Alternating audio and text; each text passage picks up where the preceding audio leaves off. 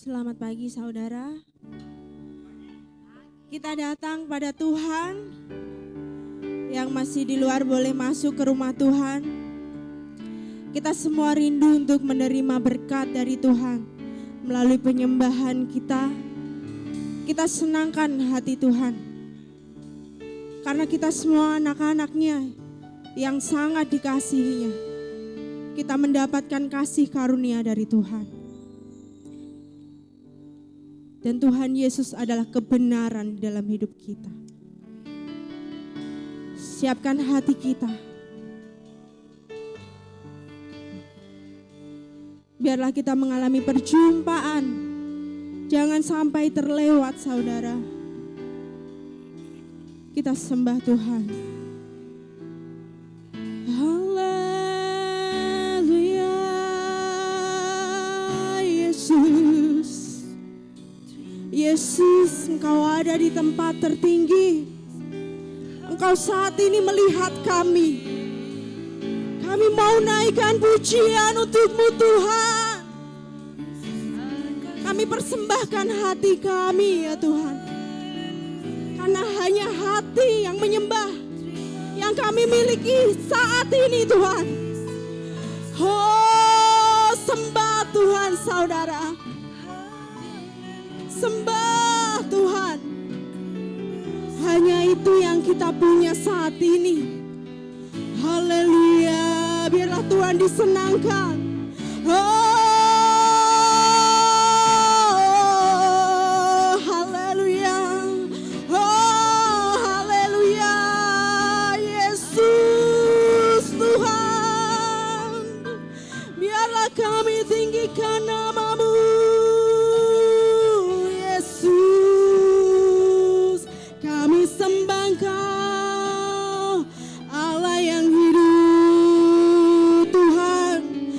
Melihat komunitas gereja kami ya Tuhan.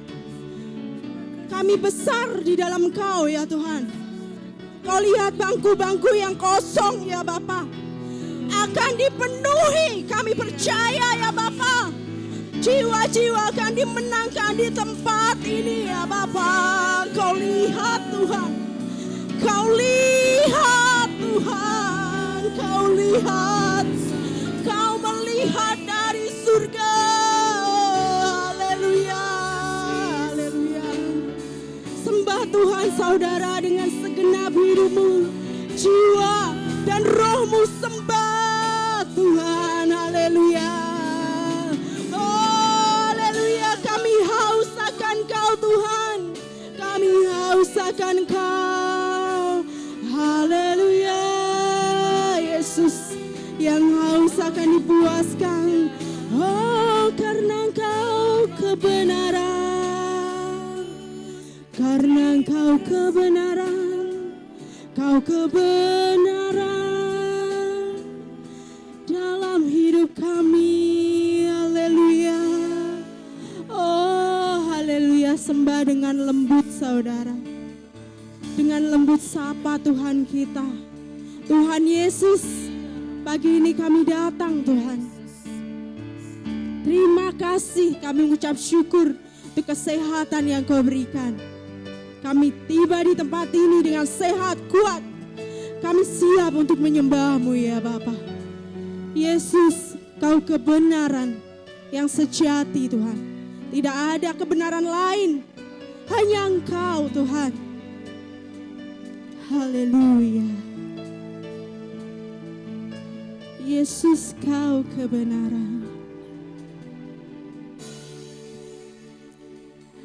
Yesus, Kau kebenaran yang menyelamatkan, yang menyelamatkanku. Kau memberikanku hidup dan pengharapan. Kami mau ikut, ku ikut kehendak-Mu. Kami masih perlu Tuhan, ku perlu anugerah-Mu.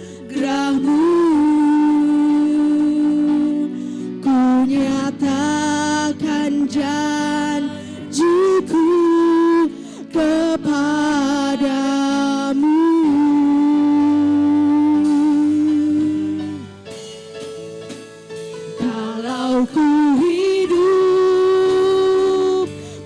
hidup bagimu, hatiku tetap menyembahmu.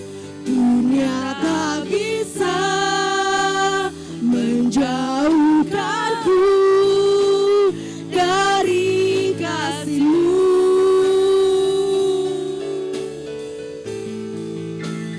Selama ku hidup bagimu, mataku tetap memandangmu. Dunia tak bisa menjauhkanku dari kasih-Mu. Kita bangkit berdiri saudara, kita pujikan pujian ini. Yesus, Kau kebenaran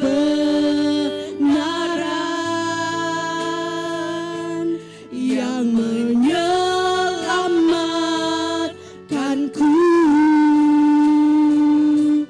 Kau memberikanku hidup dan pengharapan.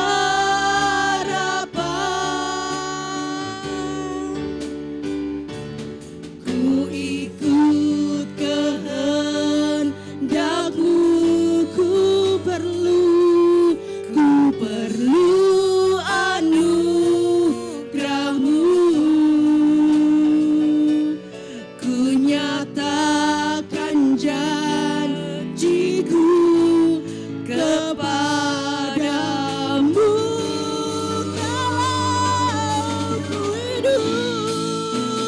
Kalau ku hidup bagimu, hatiku tetap menyembahmu. Dunia tak bisa menjauhkanku dari kasih-Mu.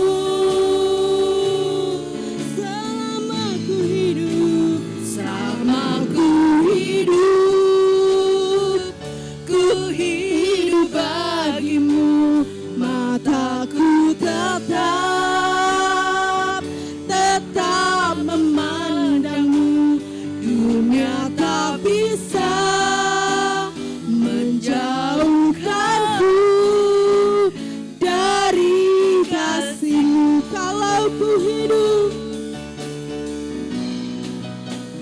Kalau ku hidup bagimu, hatiku tetap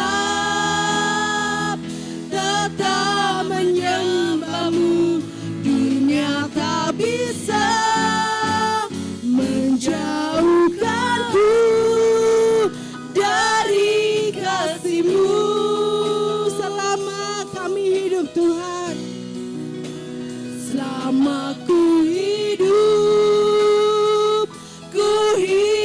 bagimu, mataku tetap, kami hanya pandang Kau Tuhan. Dunia tak bisa menjauhkanku dari kasih-Mu.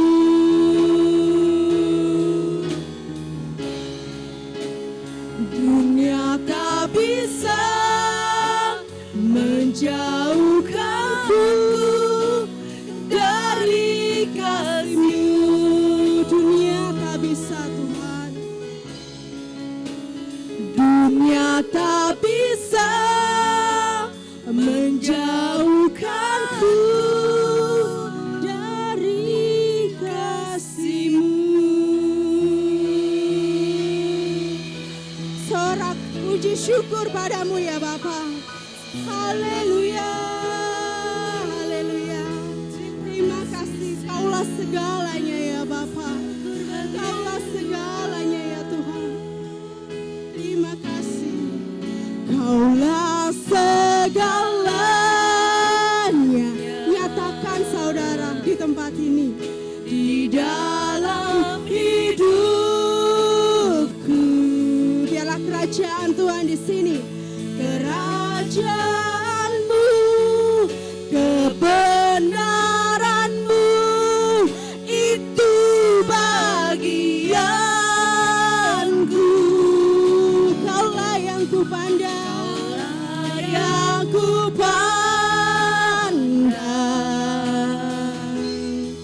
selama hidupku.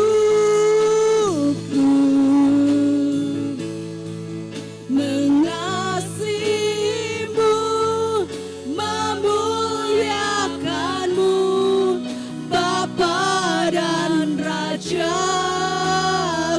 Kaulah segalanya, kaulah segalanya. Tuhan, kau segalanya di dalam hidupku.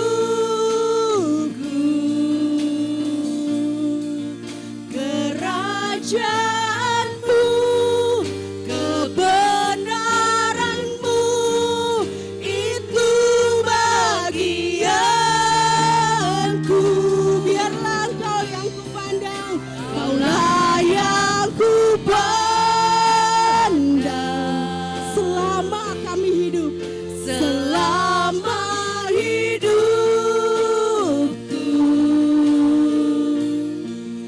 Mengasihimu, memuliakanmu, Bapa dan Rajaku. Bapa dan Rajaku, mengasihimu, memuliakanmu, Bapa dan Rajaku.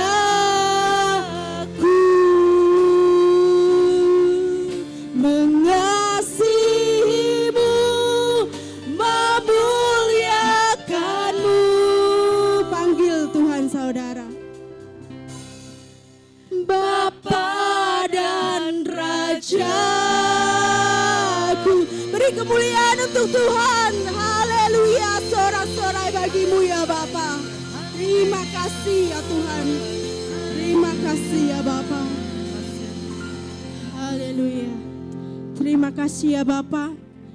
Kami merasakan bahwa kami adalah komunitas gerejamu di tempat ini ya Tuhan. Kami bersatu saat ini ya Bapa. Kami memulai ibadah kami, biarlah segala pujian menyukakan hatimu Tuhan. Terima kasih ya Bapa. Hanya di dalam namamu kami berdoa. Haleluya. Amin. Boleh duduk saudara? Siapa yang bersuka cita pada pagi hari ini? Semua dijamah oleh Tuhan ya. Wajah-wajah penuh sukacita, Tuhan juga sukacita melihat kita. Berikan kemuliaan untuk Tuhan, yang terbaik untuk Tuhan.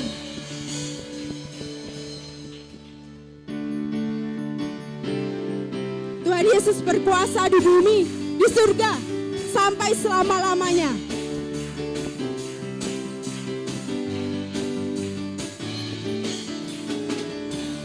Berkuasa di bumi, di surga, bertata dalam kemuliaan. Oh, Dialah Tuhan Allah kita, namanya berkuasa, pembebas umatnya. Betapa hebat, betapa kuat, dahsyatnya Allah kita. Dia berjaya atas semua perbuatannya. Betapa hebat, betapa hebat, betapa kuat, dahsyatnya Allah kita. Dia ternama Yesus Raja segala raja, Tuhan Allah kita. Mari kita bangkit berdiri saudara. Berkuasa di bumi, berkuasa di bumi, di surga, bertata dalam kemuliaan. Dialah Tuhan Allah kita, namanya berkuasa, pembebas betapa kuat dahsyatnya Allah kita. Dia berjaya atas semua perbuatannya. Betapa hebat, betapa hebat, betapa kuat dahsyatnya Allah kita. Dia ternama Yesus Raja segala raja, Tuhan Allah kita.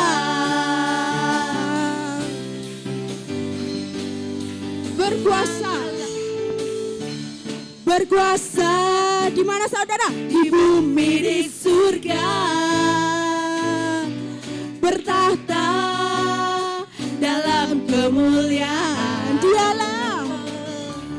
Dialah Tuhan Allah kita, namanya berkuasa, pembebas umatnya. Serahkan, betapa hebat, betapa kuat dahsyatnya Allah kita.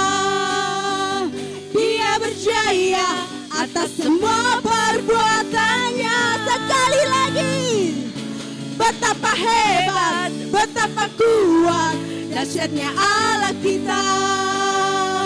Dia ternama Yesus Raja segala raja, Tuhan Allah kita.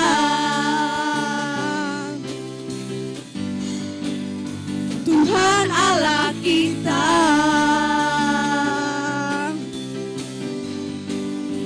Tuhan Allah kita. Haleluya, terpujilah nama Tuhan. Sudah capek saudara? Belum ya? Kita satu pujian lagi. Oh betapa indahnya kita merasakan sukacita di tempat ini. Tempat ini tempat yang terbaik untuk komunitas kita menyembah Tuhan. Kita nggak usah malu-malu, kita persembahkan pujian untuk Tuhan. Kita menari untuk Tuhan saudara. Sambil senyum ya nyanyinya. Oh betapa indahnya dan betapa eloknya bila saudara seiman hidup dalam kesatuan. Oh betapa indahnya dan betapa eloknya bila saudara seiman hidup dalam kesatuan. Ayo sama-sama diurapi. Urapan di kepala Harun yang kejanggut dan jubahnya turun seperti embun yang dari Hermon mengalir ke Bukit Sion. Kesanalah diperintahkan Tuhan agar berkat-berkat dicurahkan kehidupan untuk selamanya.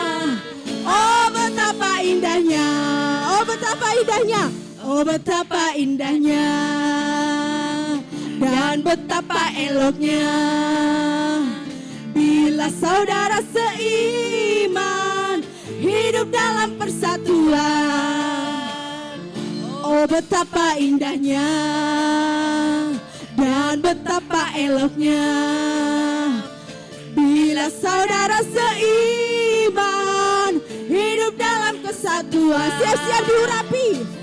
Urapan di kepala Harun yang kejanggut dan jubahnya turun seperti embun yang dari Hermon mengalir ke Bukit Sion. Di sanalah diperintahkan Tuhan agar berkat-berkat dicurahkan kehidupan untuk selamanya. Oh betapa indahnya, oh betapa indahnya, oh betapa indahnya.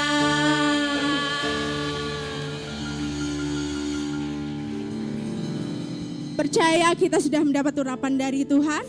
Amin. Amin. Biarlah kasih Tuhan mengalir di tempat ini lebih dan lebih lagi. Itulah kerinduan kita. Kita buka hati lebih lagi, jiwa kita, roh kita. Karena Tuhan mengasihi kita masing-masing pribadi. kita siap dipenuhi oleh firman Tuhan. Kasih dari surga. Kasih dari surga memenuhi tempat ini. Kasih dari Bapa surgawi.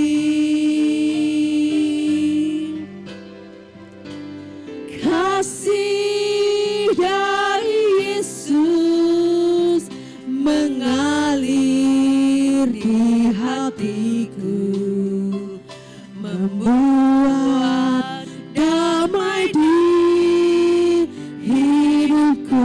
Ya Tuhan, mengalirlah Tuhan. Mengalir kasih dari tempat tinggi. Mengalir Tuhan.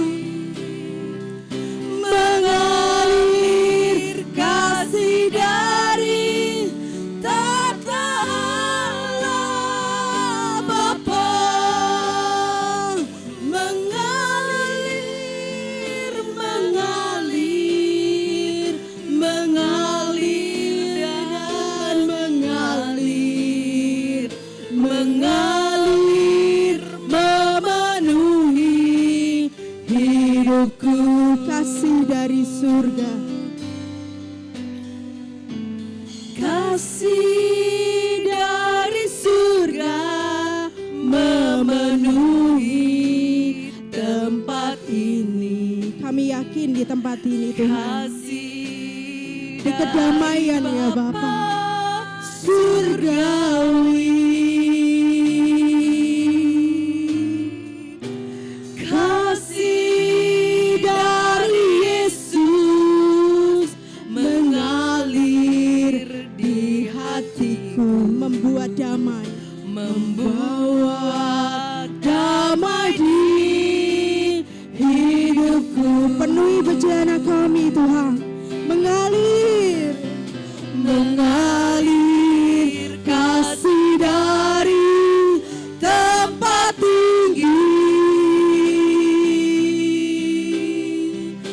Mengalir kasih dari tata Allah Bapa.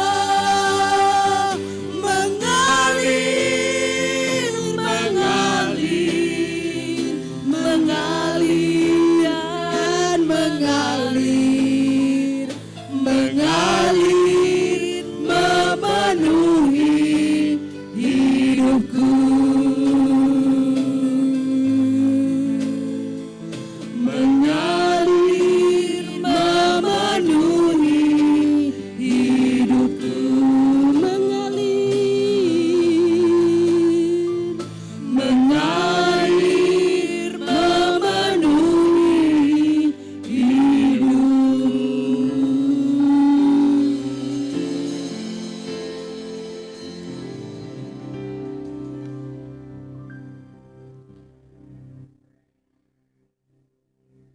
Kami berdoa Tuhan, supaya kasih dari Allah Bapa itu terus-menerus mengalir di dalam setiap kehidupan kami.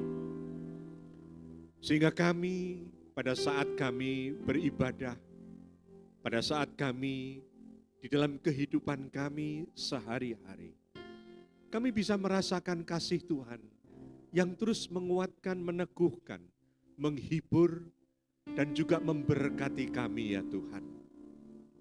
Pada pagi hari ini kami menyanyikan lagu itu. Biarlah betul-betul pada saat ini kami merasakan setiap kami yang hadir di tempat ini, agar kami Tuhan boleh duduk diam untuk mendengarkan firman-Mu. Kuduskan hati dan pikiran kami, bahkan ampuni dosa kami Tuhan. Seringkali hati dan pikiran kami tidak bisa dan tidak mudah untuk berfokus kepadamu selama kami beribadah. Ada perkara-perkara yang seringkali membuat pikiran kami itu Tuhan tidak tertuju kepadamu. Biarlah firman-Mu pada pagi hari ini meneguhkan dan membukakan hati dan pikiran kami. Untuk apa yang harus kami lakukan, supaya kasih Allah itu terus mengalir, bukan kepada pribadi, tapi di dalam persekutuan, di dalam komunitas di tempat ini. Terima kasih Bapa, di dalam nama Tuhan Yesus Kristus, kami mau menyambut firman-Mu. Haleluya. Amin. Shalom. Silakan duduk.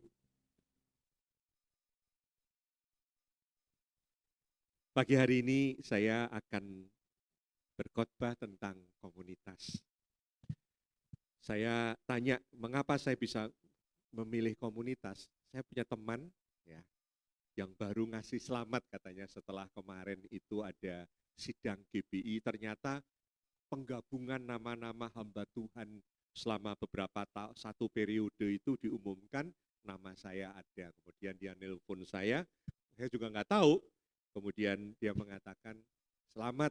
Kemudian dia cerita tentang gerejanya sama-sama GBI. Ya, dia bilang 2 bulan ini saya gempur terus mimbar itu dengan pengajaran tentang komunitas. Saya merenungkan betul juga ya.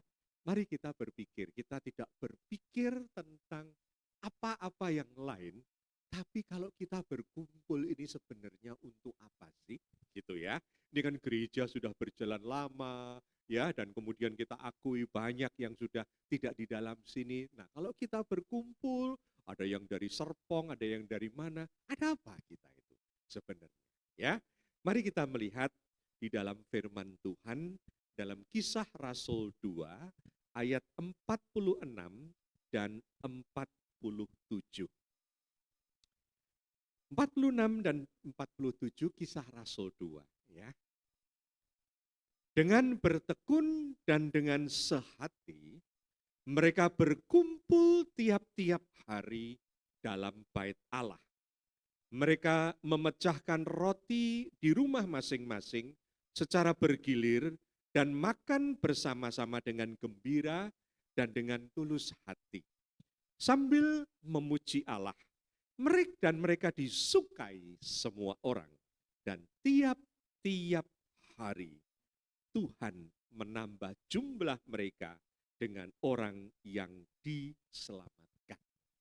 Saudara, ini adalah bagian dari satu komunitas yang dibentuk oleh Tuhan segera setelah terjadi pertobatan yang banyak orang-orang yang ada di sana, yaitu orang Yahudi dan bukan orang Yahudi. Kalau Anda baca di Kisah Rasul 2 ayat yang pertama dan sebagainya, itu ada peristiwa Pentakosta. Dan di situ dikatakan banyak orang-orang Yahudi dan non-Yahudi, pemeluk agama Yahudi yang datang ke Yerusalem, ya. Mereka itu disebut kaum proselit, ya. Dan mereka itu kemudian melihat peristiwa Pentakosta itu, kemudian mendengarkan khotbah dari Petrus dan ada ribuan orang yang bertobat. Nah, itulah yang kemudian Tuhan membentuk mereka menjadi satu komunitas, orang-orang percaya baru atau orang-orang lahir baru, ya. Nah, komunitas ini ternyata komunitas yang dikatakan di tengah-tengah hal yang sangat tidak memenuhi syarat. Mereka itu bisa kumpul, mereka itu bisa kompak, mereka itu bisa sehati, mereka itu bisa makan bersama-sama. Yang namanya makan itu adalah orang satu level. Saudara, saya sering mengadakan acara jamuan. Nanti minggu depan saya sudah ke Semarang, ada pertemuan untuk para pimpinan-pimpinan nasional. Selalu ada yang namanya gala dinner. Padahal gala dinner itu nggak enak, saudara. Makanannya seumprit gitu dimakan, terus nanti toast gitu ya. Seumprit dimakan, mendingan makan nasi goreng Solaria itu lebih mantap gitu ya. Tapi itu gala dinner. Dan itu yang paling sulit, satu memang ngatur menunya.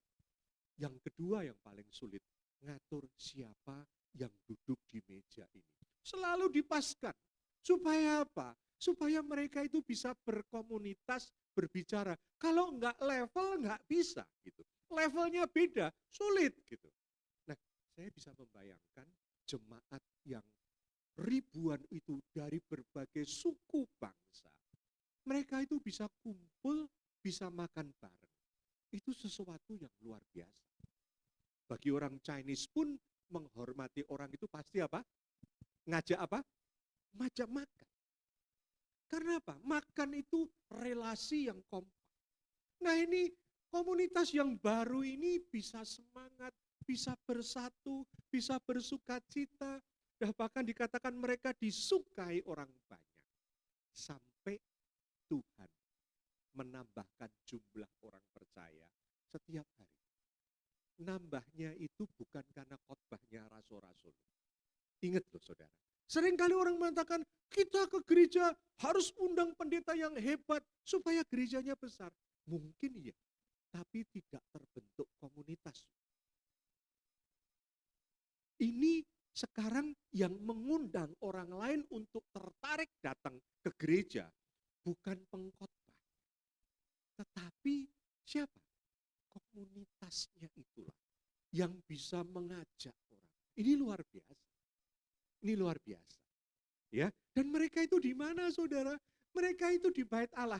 Pak, yang tahu pelajaran Alkitab, di Bait Allah itu setiap orang percaya boleh masuk enggak? Enggak. Bait Allah itu dibagi.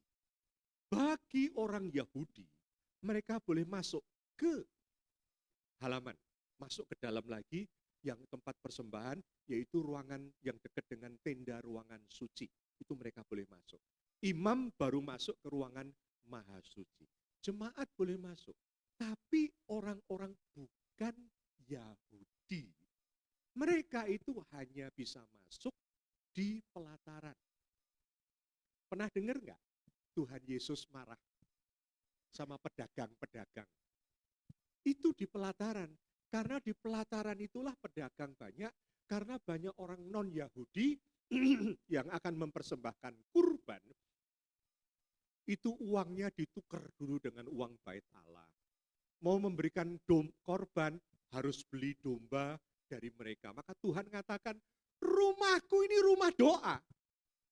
Aku siapkan halaman ini untuk orang-orang bukan Yahudi untuk datang. Tetapi kamu menjadikan apa? Sarang apa? Bukan pebisnis, sarang apa? Penyamun. Tuhan tuh marah. Nah, saya mengatakan itu bahwa itu ada lokasi. Maka orang-orang Yahudi dan non-Yahudi yang baru bertobat, mereka itu nebeng di halaman. Mereka nggak punya gedung gereja.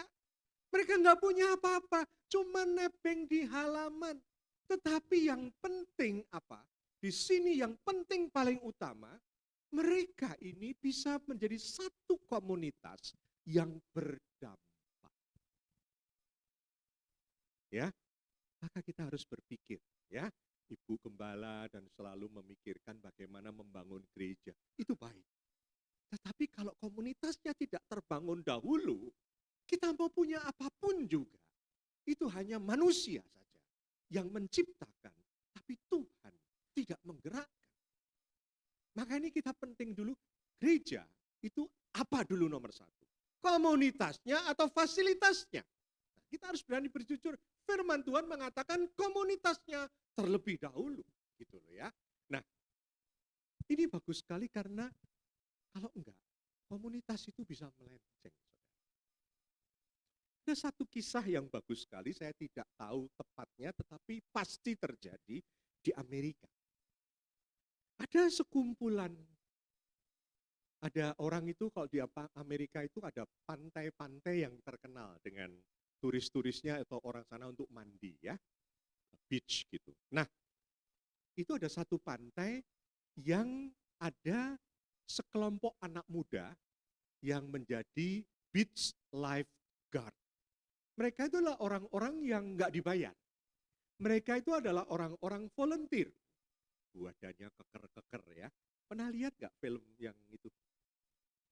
Oh itu Baywatch, masih inget ya. Kalau yang dilihat gitu, pasti Eli lihat cowok-cowoknya ganteng gitu ya. Tapi kalau Dani, cewek-ceweknya gitu ya. Pakaiannya apa? Ayo, Baywatch. Hah? Warna pakaiannya apa? Merah. Ingat tau dia, inget ya. Nah itu ceritanya gitu. Nah sebelum Baywatch ini sebelum yang gitu, ya ada sekelompok anak muda. Mereka tuh volunteer. Tiba-tiba satu hari terjadi kecelakaan. Ada seorang terseret ombak. Mereka kemudian terjun, mereka berenang, mereka selamatkan orang itu yang sudah hampir mati. Nah ternyata itu yang diselamatkan itu kerabat dari pejabat kota. Selamat dari pejabat kota. Difoto, kemudian mereka wartawan datang ke tempat pantai itu, anak-anak muda yang keker-keker tuh difoto semua, wah masuk headline di koran daerah itu. Di situ mulailah orang begitu perhatian kepada komunitas para lifeguard, beach lifeguard ini. Akhirnya mereka tuh ngomong begini, mereka tuh orang hebat. Mereka aja tempat aja cuman bikin naungan sedikit dari kayu pondok gitu ya. Mengapa kita tidak bikin? Kita punya tempat. Akhirnya dibikinkan satu tempat, tempat mereka itu bisa masuk. Tetapi kemudian ada beberapa orang mengatakan, tapi kita juga kepingin untuk ada bersama dengan mereka. Pantai ini indah, mengapa nggak dibangun? Bangunlah mereka itu bar, restoran. Ya. Kemudian mereka berpikir lagi, kita ini harus membuat satu hal yang orang-orang senang di sini. Dan satu hal, mereka ini kan orang-orang hebat, pintar berenang. Mengapa kita tidak bikin kolam renang, kemudian kita ajak anak-anak muda untuk dilatih menjadi lifeguard. Nah akhirnya orang-orang yang tadinya tuh fokusnya cuma menyelamatkan orang, harus ngurusin restoran, harus ngurusin kolam renang, harus ngurusin training, dan mereka kemudian digaji untuk itu, saudara. Jadilah itu tempat komunitas itu besar, mewah, elit. Tetapi apa yang terjadi? Sering terjadi kecelakaan. Lifeguard ini nggak siap lagi. Mereka tidak seperti dulu lagi yang hanya fokus kepada lifeguard untuk menyelamatkan orang. Banyak kecelakaan. Akhirnya fungsi mereka itu berubah. Gereja juga bisa berubah. Hati-hati sekali. Maka dikatakan di sini di ayat 47, dikatakan, dan mereka disukai semua orang, dan tiap-tiap hari Tuhan menambah jumlah mereka dengan orang yang apa? Jadi fokusnya itu, komunitas ini tetap menjadi penjangkau jiwa-jiwa. Kalau kita lihat sekarang saudara, banyak gereja yang besar-besar, maaf ya, yang ribuan orang. Pernah dengar nggak di Instagram, di Pakuwon Mall Surabaya, itu ada satu gereja yang memenuhi mall itu. Dia sewa di tempat itu, dan sekarang lagi sewa lagi tempat besar sekali.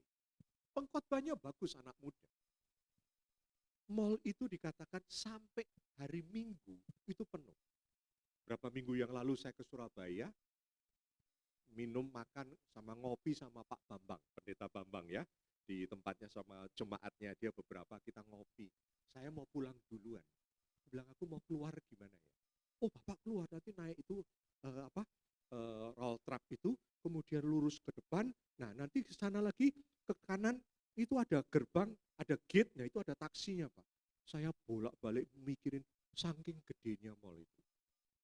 Tapi katanya kalau minggu itu memang saya lihat saudara, ribuan orang tuh turun memenuhi mall itu, mereka jemaat gereja. Jelas itu orang Kristen, lihat dari wajahnya ya, walaupun nggak bawa Alkitab tapi ketahuan gitu loh ya.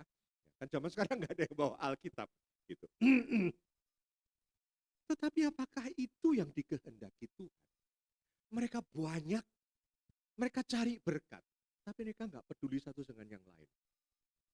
Tuhan mengatakan bahwa bagaimana mereka itu bisa disukai semua orang. Mereka itu bisa bersama-sama memecahkan roti di rumah masing-masing dengan gembira, dengan sehati, dengan memuji Tuhan. Itu komunitas yang berdampak. Maka ini jangan sampai gereja itu menjadi lifeguard. Seperti itulah, menjadi sesuatu yang akhirnya itu duniawi banget gitu ya. Nah, jemaat mula-mula itu menjadi sebuah komunitas yang menentukan pertambahan jiwa orang-orang yang diselamatkan. Pertambahan jiwa orang-orang yang diselamatkan.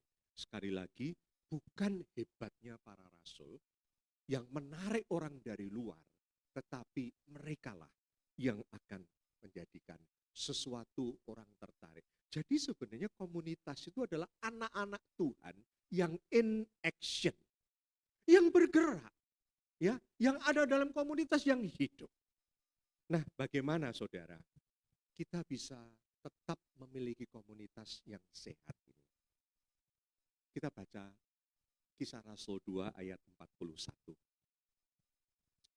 Kisah Rasul 2 ayat 41 dikatakan demikian, orang-orang yang menerima perkataannya itu khotbahnya dari Petrus, memberi diri dibaptis, dan pada hari itu jumlah mereka bertambah kira-kira 3.000 orang.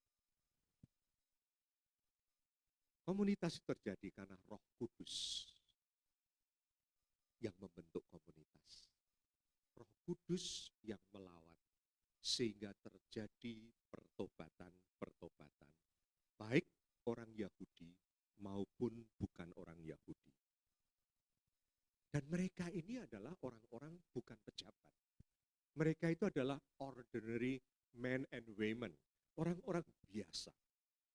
Mereka nggak punya power, mereka nggak punya politik, mereka nggak punya tokoh-tokoh agama, dan mereka itu adalah nggak punya duit pasti. Karena mereka banyak pendatang-pendatang, ya. Mereka itu banyak pendatang. Nah, sebagian besar itu mereka itu adalah orang-orang yang memang bukan penduduk sana gitu loh ya. Tapi karena orang yang datang Pentakosta itu kemudian belum pulang karena mereka kemudian berkumpul, mereka menikmati sesuatu yang baru. Biasanya mereka kemudian datang setelah selesai Pentakosta, peringatan, mereka pergi pulang ke daerahnya masing-masing. Tapi ini mereka tinggal mungkin berbulan-bulan di Yerusalem karena komunitas ini. Sebelum mereka pulang dan mereka memberitakan Injil. Ya. Oleh karena itu, komunitas itu harus dibangun dengan orang-orang yang memang lahir baru. Sekalipun mereka itu berbeda, tetapi memiliki satu ciri khas, anak-anak Tuhan yang bertobat. Kalau dunia mencari orang dari level identitas yang sama, kalau Tuhan mencari orang yang mau dilahirkan menjadi anak-anak Tuhan. Karena barang siapa yang percaya kepada Dia akan menerima karunia untuk menjadi anak-anak Allah, yaitu mereka yang dilahirkan bukan dari darah, daging atau keinginan laki-laki, tetapi dari Allah, Yohanes 1 ayat 12 dan sebagainya. Jadi komunitas ini adalah orang-orang yang harus lahir baru. Ya. Nah, apa orang yang lahir baru itu kemudian? Apa yang mereka lakukan dalam komunitas? Kita baca ayat yang ke-42. Kita urut aja gitu ya. Apa yang dikatakan ayat 42? Mereka bertekun dalam pengajaran rasul-rasul dan dalam persekutuan. Dan mereka selalu berkumpul untuk memecahkan roti dan berdoa. Ya, ada 4 hal di sini. Yang pertama adalah mereka dikatakan tekun dan rajin untuk belajar firman Tuhan. Pertanyaannya, kita kembali. Kita ini orang yang kepingin belajar firman Tuhan. Sekali lagi, di dalam belajar firman Tuhan itu, rasul-rasul mengajar. Karena banyak sekarang itu, orang diajar itu nggak suka. Nggak suka. Sukanya apa? dikotbahi sesuatu yang memotivasi. Pengajaran itu bukan membesarkan iman. Sekali lagi, pengajaran itu bukan membesarkan iman. Karena kalau membesarkan iman itu motivator. Ayo sembah Tuhan. Ya, naikkan pujian, maka dia suka, maka dia akan memberkati engkau. Terus puji Tuhan, terus teriakkan dengan bahasa lidah, terus maka engkau akan diberkati. Itu adalah motivasi untuk membesarkan iman.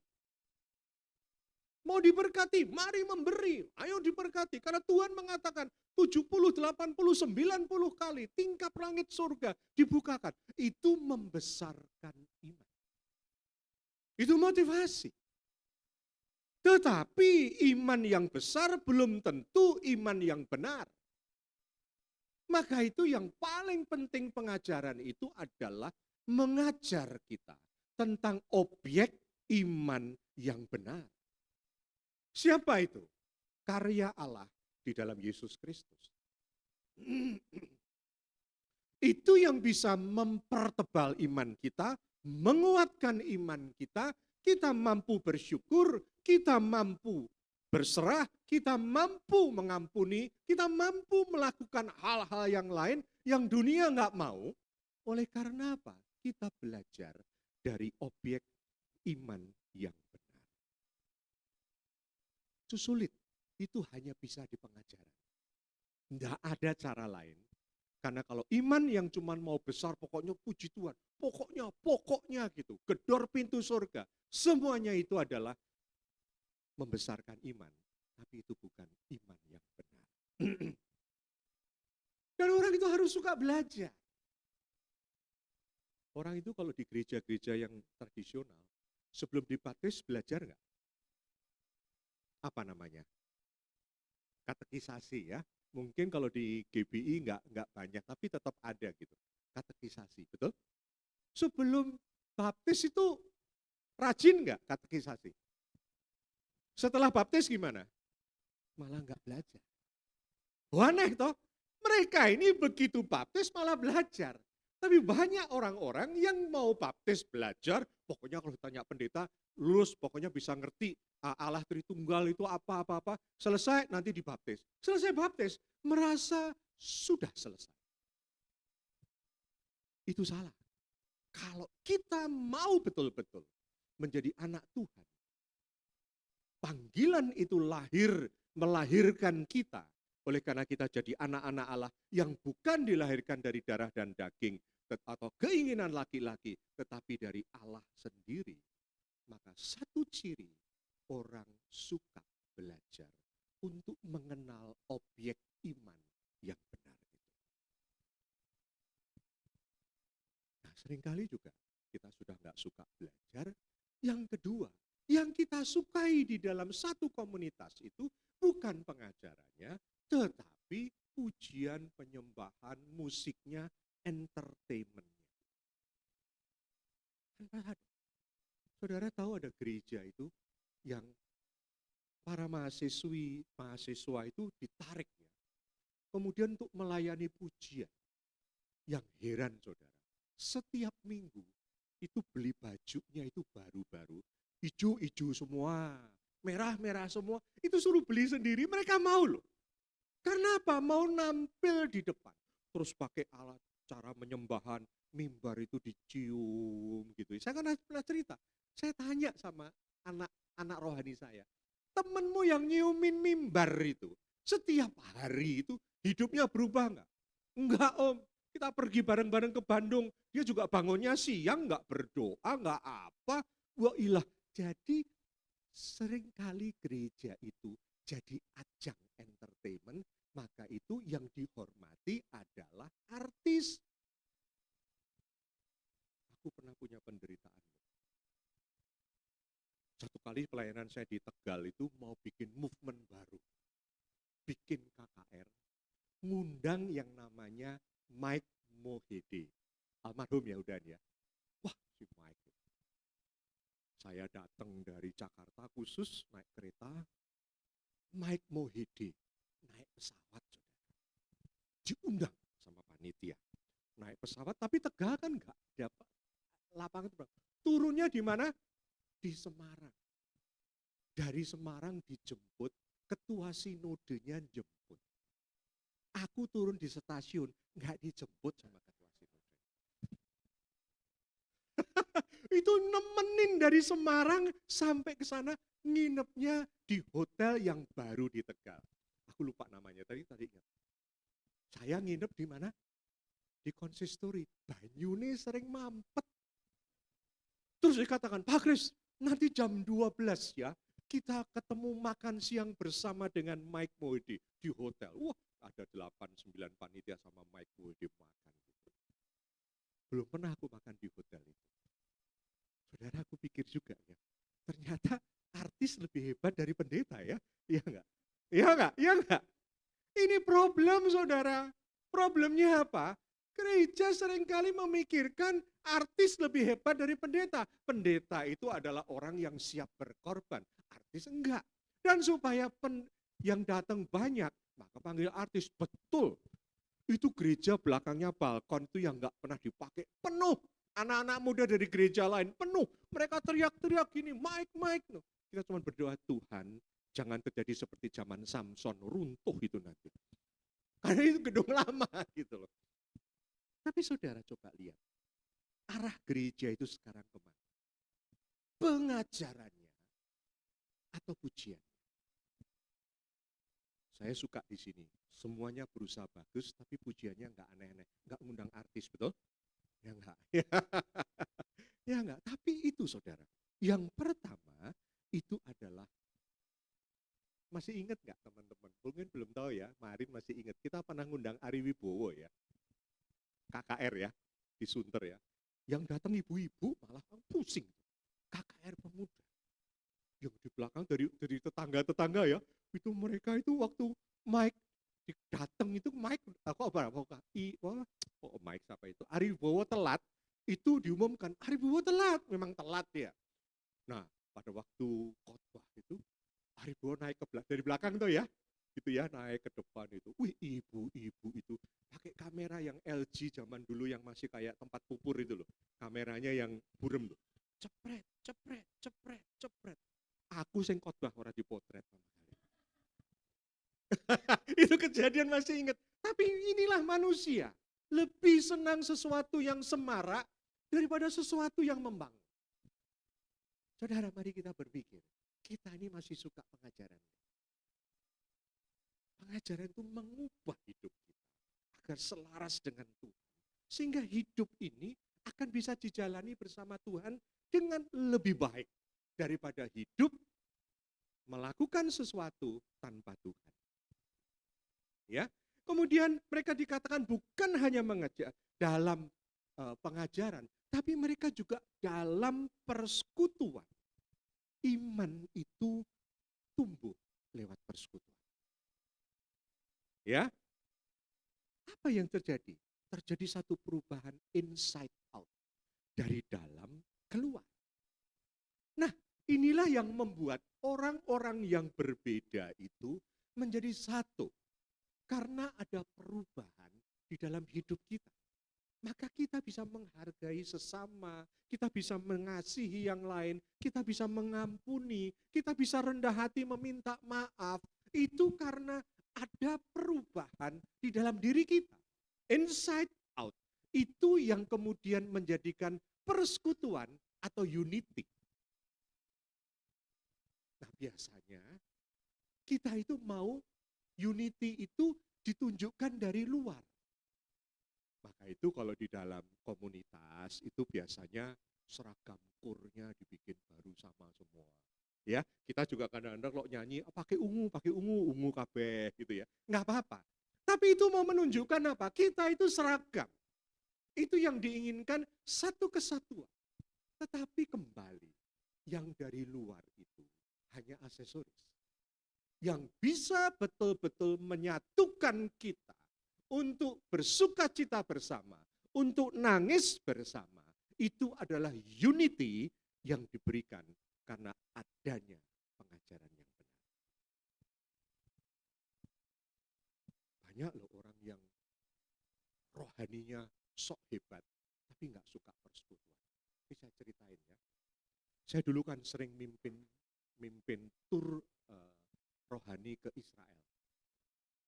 Satu hari saya dapat satu keluarga yang istrinya itu sangat rohani. Saya katakan levelnya sudah di level kelenik, tahu kelenik. Itu tuh, Pak Kris, mau masuk ke tempat kubur itu ya katanya ya, Yesus gitu, yang di kota ya, bukan yang di luar. Tolong, saya dipotret. Dia ngambil kameranya itu, tuangannya itu apa saudara? Penuh dengan minyak urapan. Potret. Oh dia selalu, kalau sudah ketemu di tempat tuh gulung komeng, bahasa roh gitu ya, sampai ditegur sama orang-orang sana. Tapi satu hal, dia nggak suka kumpul dengan orang. Benci sama orang-orang teman Tuhan. Itu apa itu? Nyanyinya gitu. Jadi selama di sana itu dia itu orang paling aneh. Saya lagi persiapan mau khotbah di pintu keluar gereja karena gerejanya sempit-sempit gitu ya. Gitu. Tiba-tiba ditabrak dia keluar. Kaget saya. Dia keluar gitu. Ternyata dia nggak suka dengan WL yang lagi mimpin.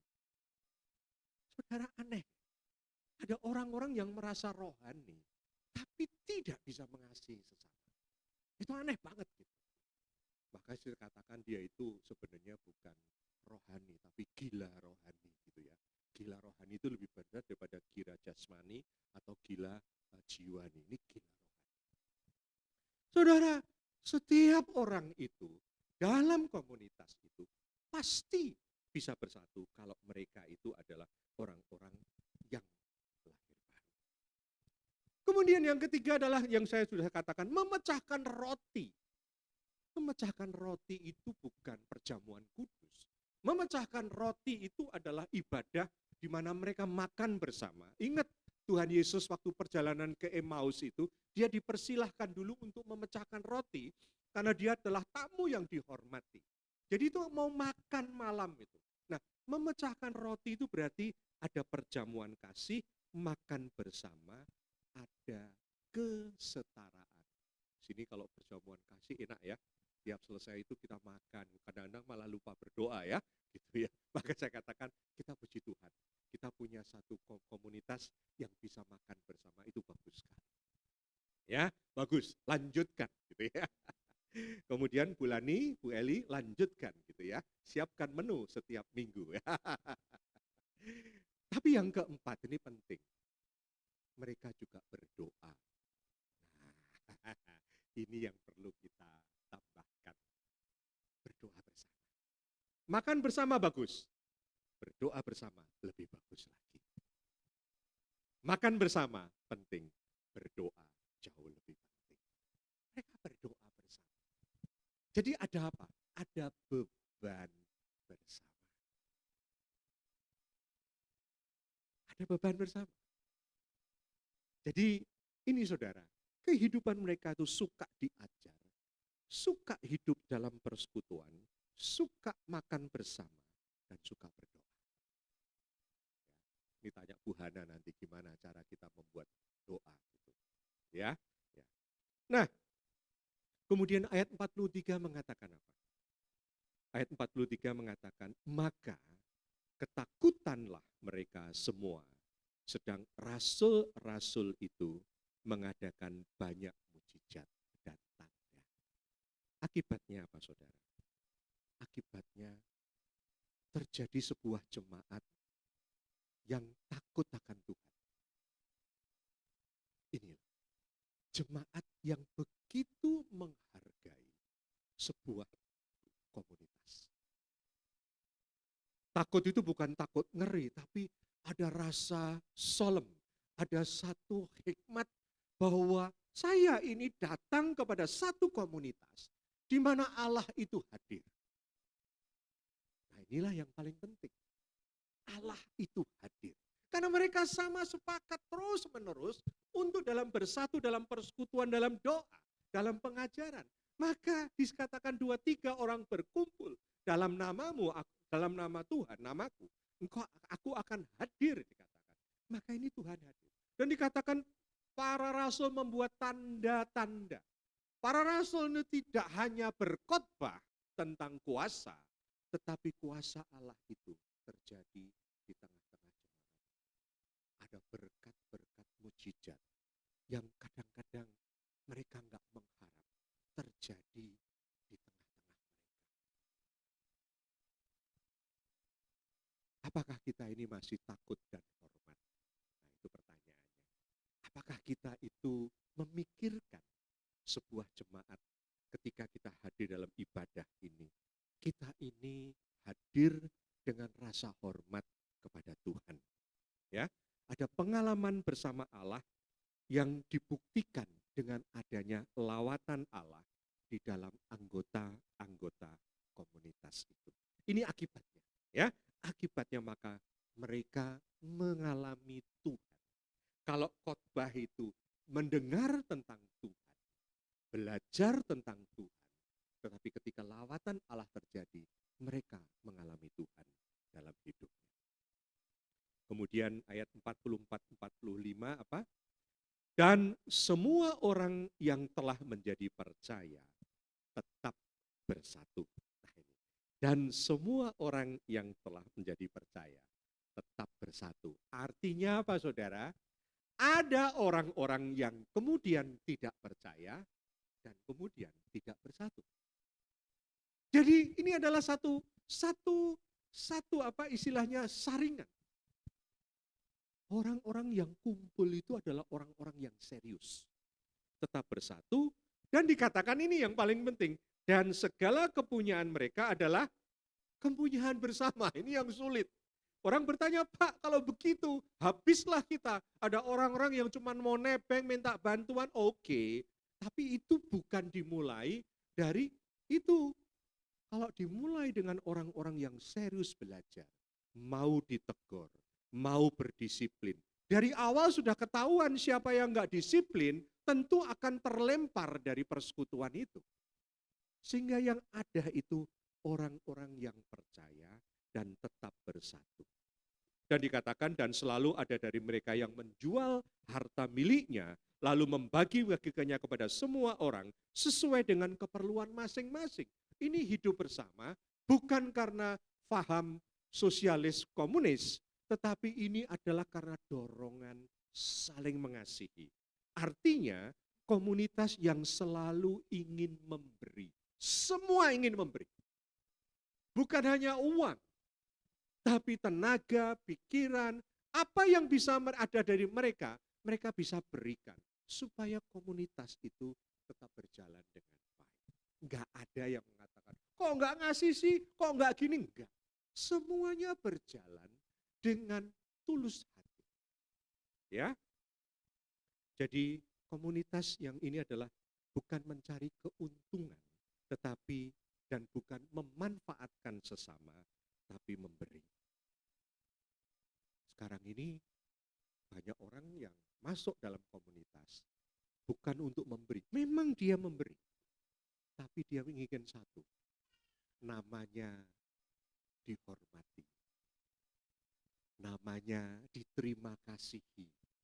Ya, orangnya ditunjukkan ininya, orang berterima kasih, orang memuji, ya, khotbahnya hebat, nyanyinya hebat, musiknya hebat. Pokoknya orang mau dipuji sekarang banyak. Kalau nggak dipuji, pindah ke komunitas yang lain. Sering terjadi. Nah, saudaraku sekalian, mari kita berpikir bahwa komunitas ini yang Tuhan inginkan itu menjadi alat pemersatu yang luar biasa. Dan yang penting, pasti ada perubahan karakter. Pasti. Karena ketika kita belajar firman, kita belajar berdisiplin, kita belajar untuk berubah. Dan karena kasih Allah, maka orang itu akan saling mengasihi. Ya, dan itu adalah karakter yang disukai orang. Itu ujian. Sehebat-hebatnya kita di sini, sebaik-baiknya kita di sini, orang lain tertarik enggak untuk datang dan diterima dengan baik.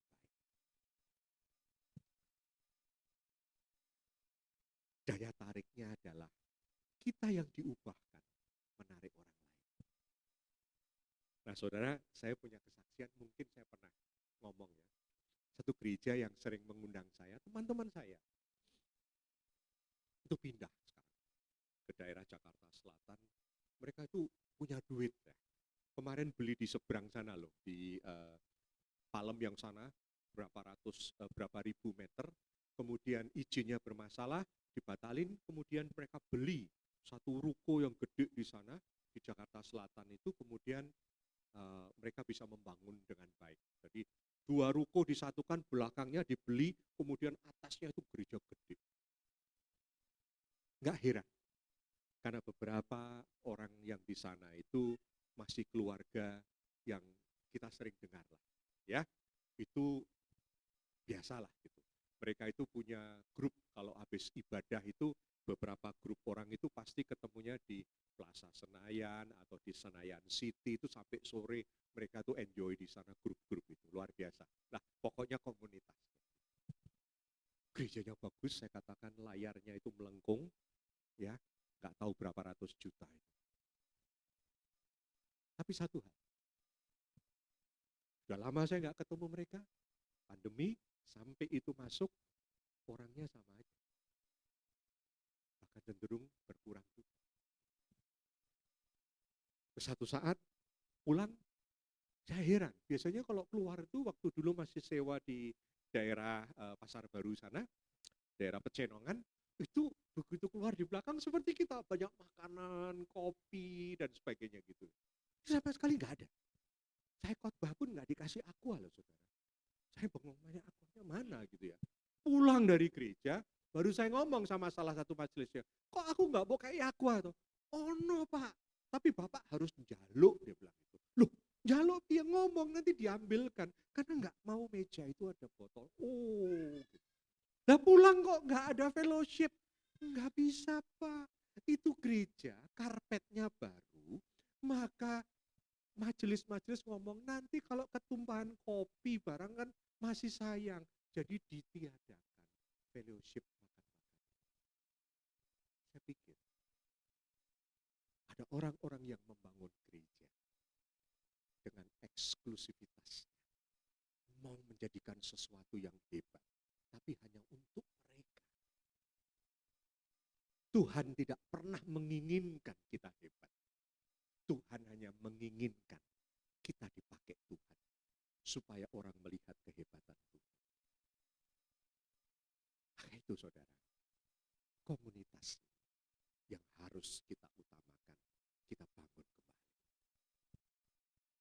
Pertanyaannya satu, ketika Anda nanti pulang, mengapa saya datang ke tempat ini? Dan itu harus menjadi jawaban. Dan itu harus menjadi juga satu solusi yang harus kita lakukan, supaya komunitas ini betul-betul Tuhan melawat kita kembali. Amin. Tuhan memberkati. Mari kita berdoa.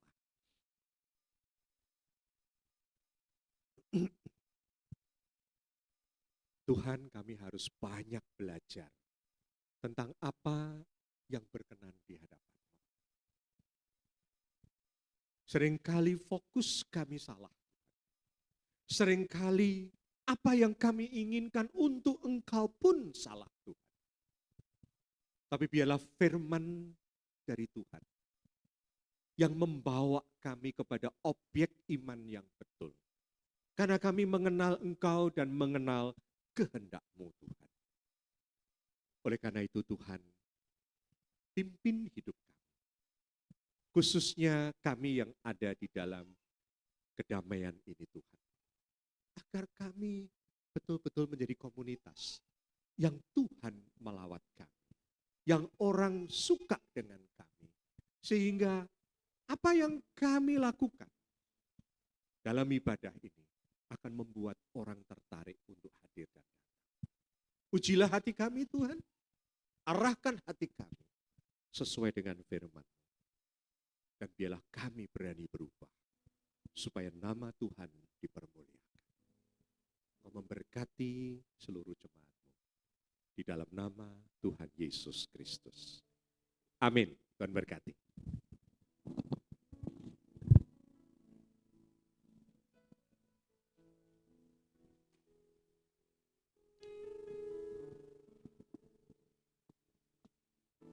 Terima kasih Bapak Kris untuk firman-Nya. Firman-Nya sangat memberkati kita semua, mengingatkan kita untuk menjadi komunitas yang berubah, komunitas yang bertumbuh lagi di GPD Kedamaian.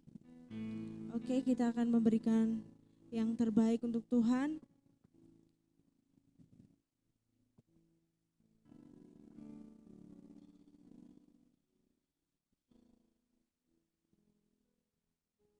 Yang bertugas, silakan maju.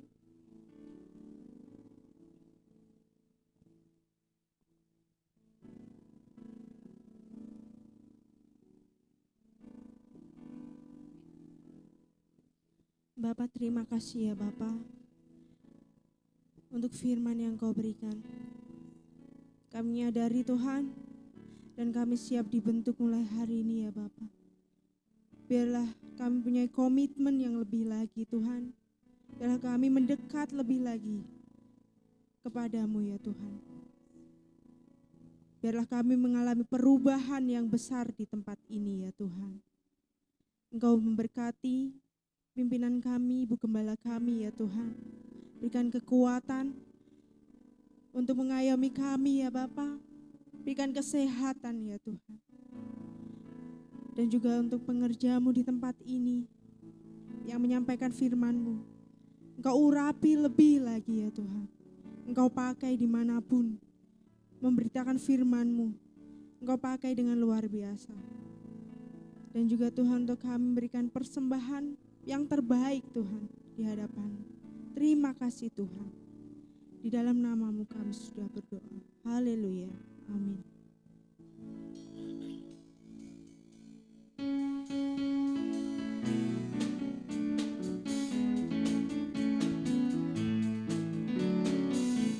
Sungguh ku bangga Bapa punya Allah seperti Engkau.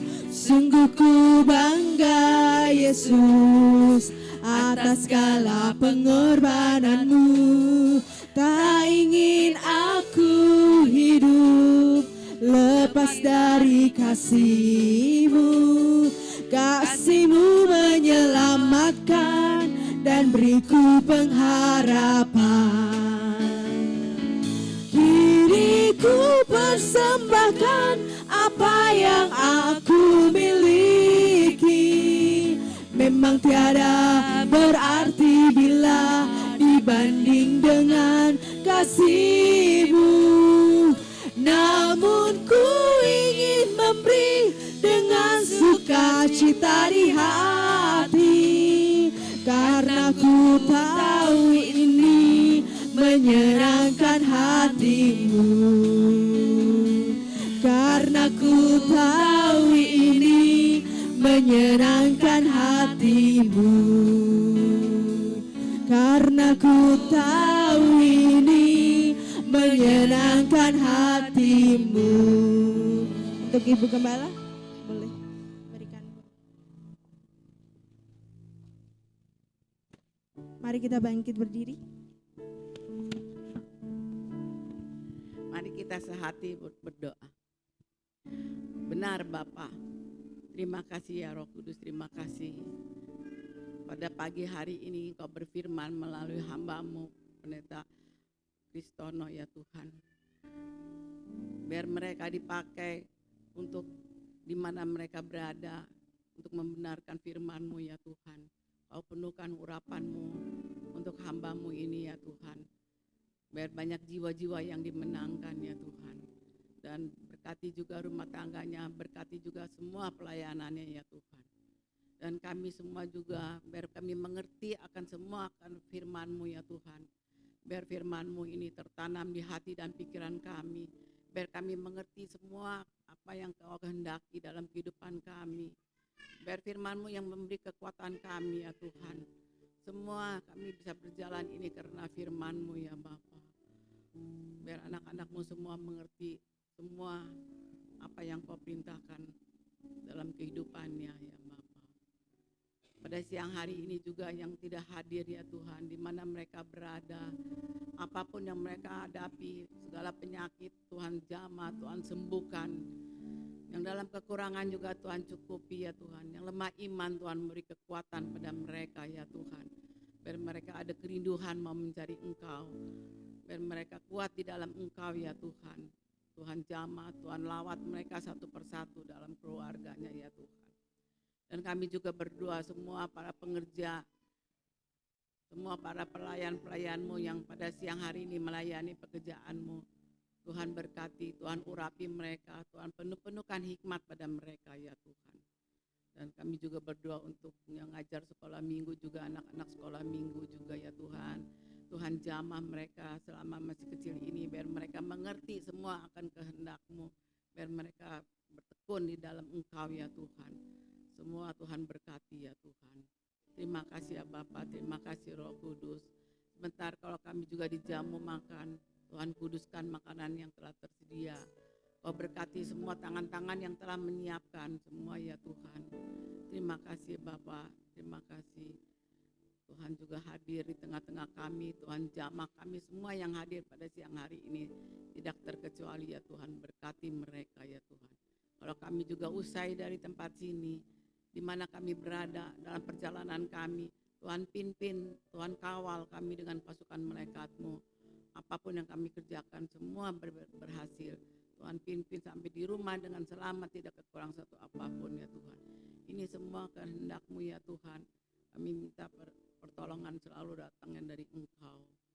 Terima kasih Tuhan, terima kasih Roh Kudus. Di dalam nama Tuhan kami telah berdoa dan mengucap syukur. Mari kita angkat kedua belah tangan kita menerima berkat yang datang dari Allah. Damai sejahtera dari Allah Bapa, kasih sayangnya Yesus Kristus, persekutuannya dengan Roh Kudus, dari sekarang sampai Maranatha, Tuhan datang menjemput kita di awan-awan. Bapa, terima kasih.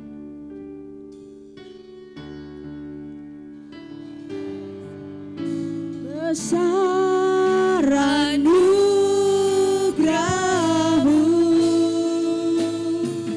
melimpah kasih-Mu, semakin hari semakin bertambah besar anugerah-Mu.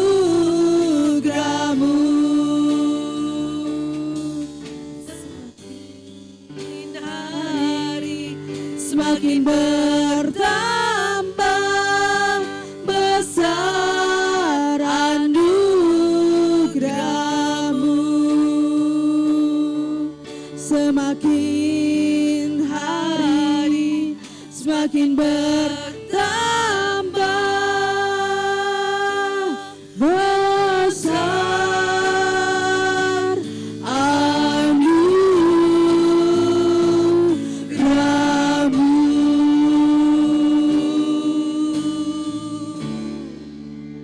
Jangan lupa hari Sabtu nanti adalah menjelang minggu pertama bulan September. Jadi kita ada doa untuk tempat ini. Mari kita datang dan kita belajar berdoa bersama. Tuhan memberkati kita semua.